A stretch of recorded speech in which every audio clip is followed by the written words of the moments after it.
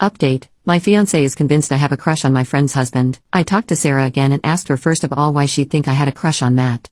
She said that when I first introduced them I had talked up Matt and gushed about him and she took that as me being into him. I said I was fond of him since I've known him for a long time, but that doesn't mean I want to be with him.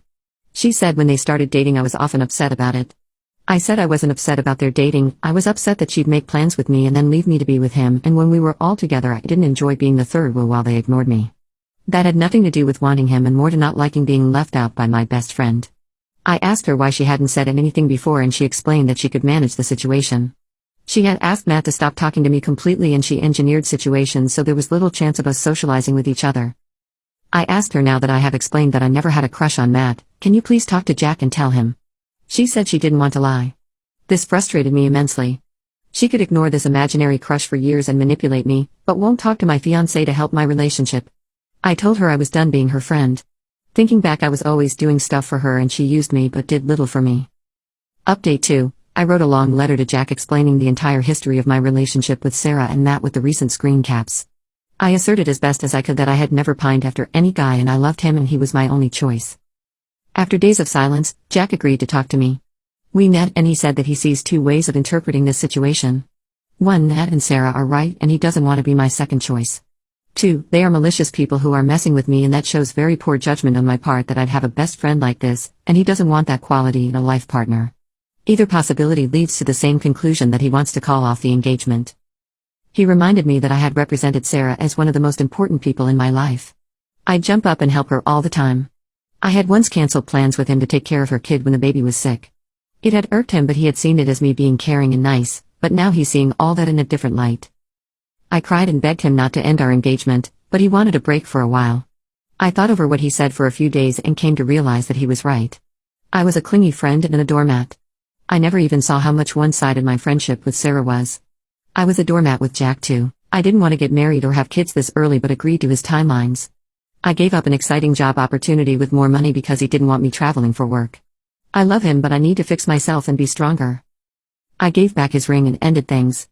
I returned all the gifts he gave too. He was offended by that, but I didn't feel good about keeping the very expensive things he had given me. He makes a lot more than me and was very generous with what he gave me, but I can't keep that now. Sarah was quiet for a while but then started calling me. I ignored a lot of her calls, but this morning I answered her call and told her about the breakup. I was looking for sympathy from my old friend. She was more interested in knowing if I was still going to watch her kid while she and Matt went on an overnight trip. She got pretty angry when I said no. I have blocked her now. I have lost my fiancé, my best friend, and my relationship with my nephew whom I adored, all in one go. But still, I am thankful for the comments that showed this wasn't something I could fix and helped me rip off the band-aid and walk away from this mess. My brother unknowingly saved my life 10 years ago. Today I finally told him. Me and my little brother had always very strong bond. We never actually argued or been mean to each other. We always covered each other's back and overall been very affectionate towards each other. We come from complicated background, which chaotic family relationships and performance-oriented parents. I moved out as soon as possible, now happily married to awesome man, far away from my previous home. My little brother is struggling under pressure my parents are putting on him, forcing him to be a man, having good grades and excel in sports. He is now legally an adult, but still living with them. He is facing great opportunities, being chosen for next national football team, but is exhausted both mentally and physically and overall under a lot of pressure, especially from side of our father. For last year he is constantly stressed and has severe insomnia. We are in contact almost every day and I am trying to help him, offered him to move with us multiple times, but he is too afraid of our father to do it.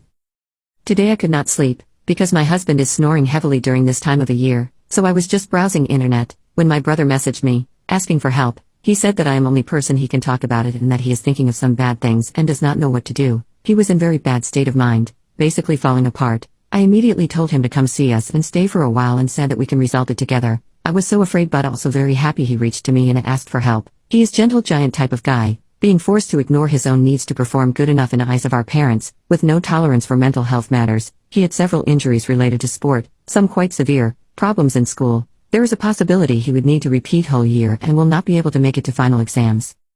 We have been talking for whole night. He said I am his most beloved person and thanked me for being with him. I told him that it is nothing to thank for, because he is my little cupcake and I love him no matter what, and then I told him what happened 10 years ago.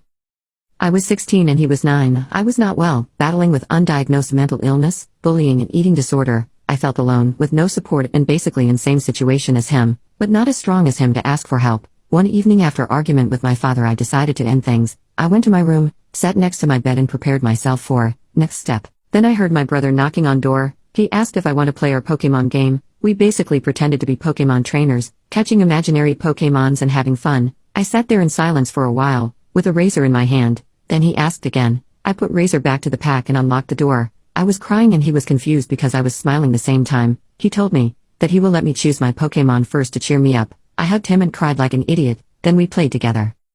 Today I told him that he saved my life, even though he did not know about it back then, and we both cried. After this, we agreed on getting him immediate medical and psychological help, not telling anyone except my husband, who is incredibly kind and supportive. Then we will arrange things so he can stay with us for a while. Sorry for being sentimental, I just needed to tell anyone that there is no weakness in asking for help. It is very brave. I think that sometimes, one just needs to play Pokemon games. It can change so many things. My 3-year-old son escaped and was found exposed close to a major highway, and I was on my way back from work when this happened. Where was Dad? In the house playing League of Legends. That was the absolute last straw among the long list of offenses he did. I have 2 children, my daughter is 7 and my son is 3, both have autism. My husband seems to prioritize his video games more than our children and it makes me angry. Years ago it was just a one-off. Sorry, I completely forgot situations which didn't happen nearly as frequently as the now. It started in the middle of lockdown, where I have to work longer hours than usual. We are both gamers. Sometimes I'll play a little game when I'm off work. I'm a nurse that works 12-hour shifts. Sometimes a little gaming from time to time won't hurt, but this man, if he's not working, he's gaming. It doesn't matter when he has 2 small children to look after. He will put on Netflix for them and lock himself in his room. He missed our daughter's talent show because of his raid nights in World of Warcraft and I didn't find out until after the school called saying she's still in school. I dropped her off before work, and reminded my husband to attend and be there for her. He wasn't. When my daughter was 4, he racked up at least $480 of late pickup fees, $60 for every 15 minutes past 6 p.m. she's not picked up, because he forgot to pick up our daughter from daycare, and I had to pick her up in the middle of my shift, take her home and give him an earful and made him pay for it.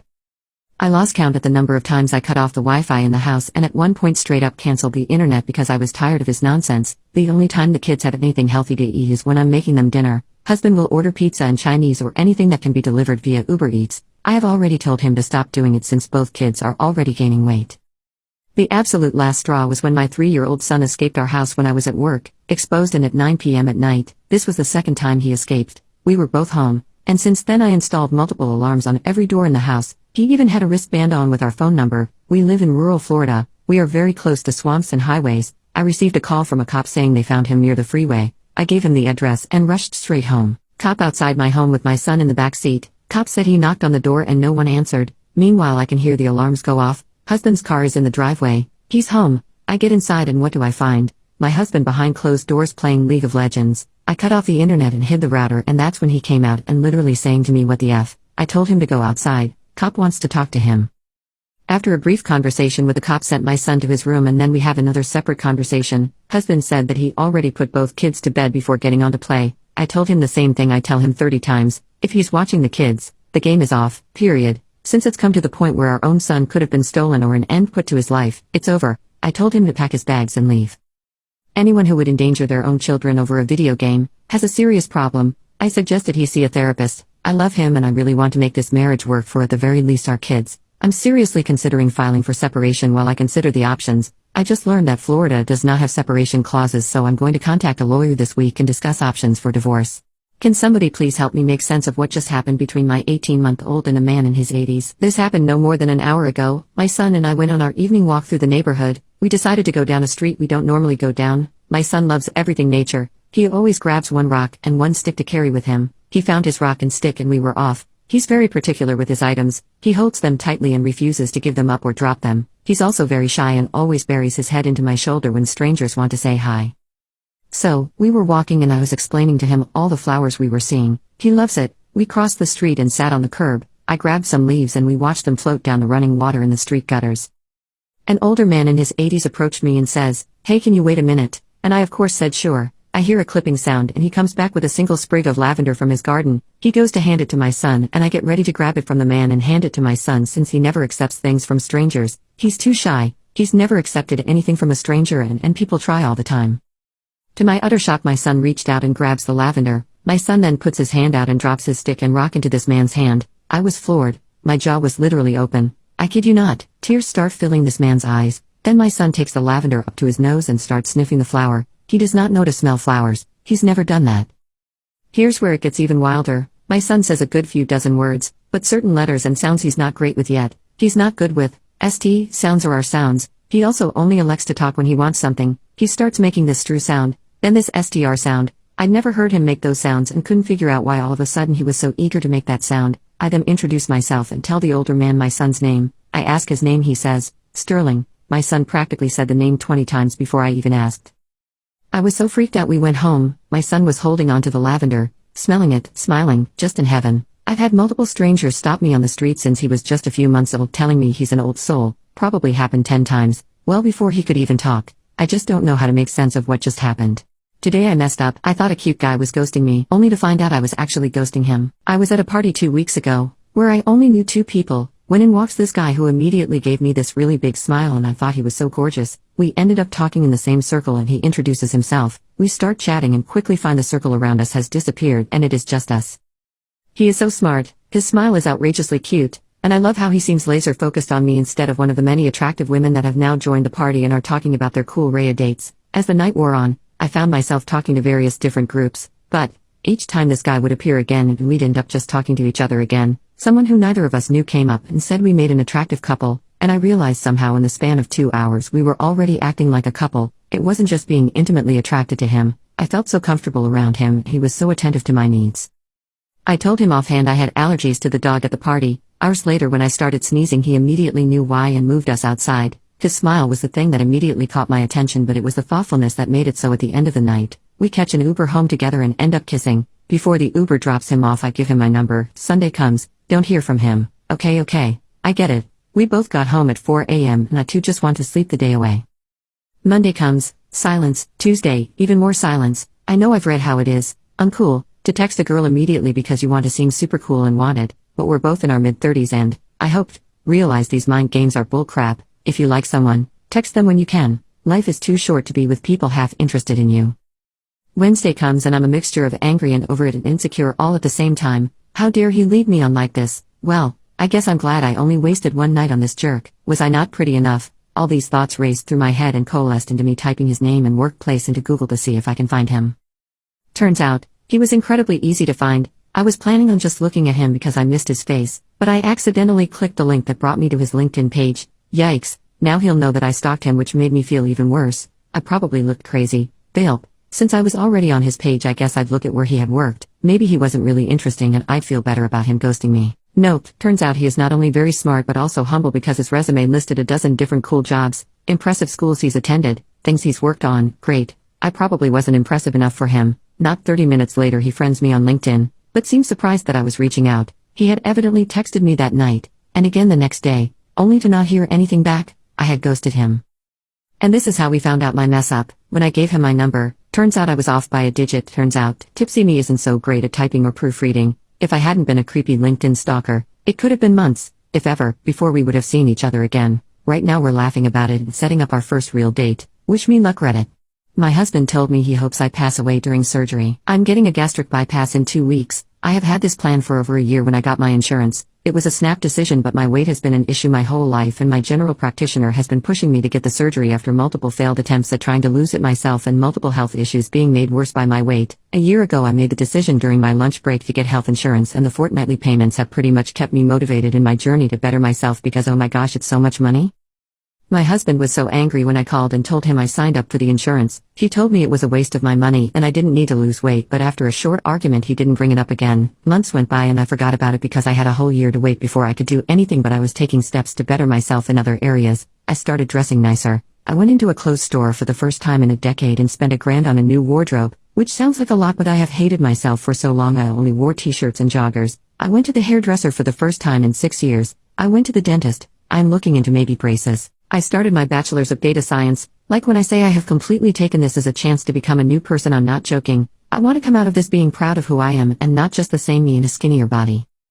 My husband is not supportive at all of any of this. Every step he has just told me I'm doing the wrong thing. I'm spending too much money. The clothes I wear don't look good. I'm not smart enough to do data science. I just ignored it because I thought maybe if I improved myself it would motivate him to do the same. He doesn't even need to get a better job or anything like that, but maybe he could cook more or do stuff around the house or take care of things I can't because I'm so busy. But he won't. Like, we are 25 and 26. We can do anything we want. Our life isn't over yet. We have only just started it. He doesn't have to spend the rest of his life doing nothing.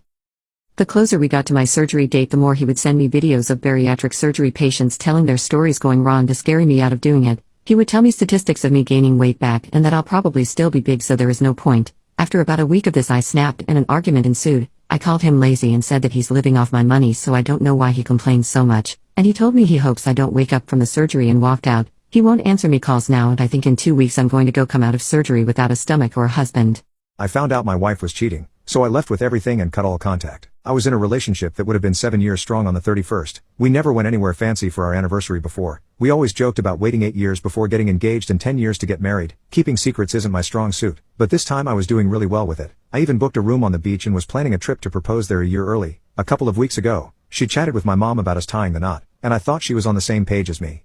She used to say, "If you ever cheat, tell me first so I can leave." But 2 months ago, she started acting different, real distant like. She said it was some new medicine. She's got a lot of medical stuff going on, so that seemed to make sense. Then came Friday night. She went to bed without saying anything, which was totally not like her. I was left there, browsing Reddit, and I saw it. 7 of the top 35 posts were about cheating from different subs. It hit me like a ton of bricks. I went to go to bed and noticed her phone wasn't tucked under her pillow like usual. I hadn't snooped through her phone before, but something told me I had to know. I looked and found nothing at first, felt guilty even, but then I saw an archive tag in her texts. Then, I saw it all.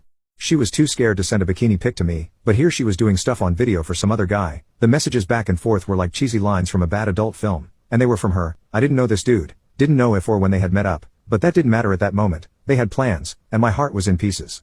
I woke her up, showed her what I found, and walked out. Next morning, she gave me this lame, non-apology about doing things that were unhealthy for her. That was the final straw. I knew I was done. I didn't yell, I didn't call her names, I just knew I had to act fast. Saturday was her dad's 50th birthday. She'd be gone all day. I got my parents and some buddies to come help me. In 6 hours, we moved almost everything out of the apartment. Almost everything in there, I'd bought. Couches, bed, TVs, you name it. The only stuff left were her clothes, crafting stuff, and some Wiccan things. Stuff I didn't want, I chucked in the dumpster. Even the food I'd bought, I took with me. The place was empty, nothing to sit on, no place to sleep but the cold floor.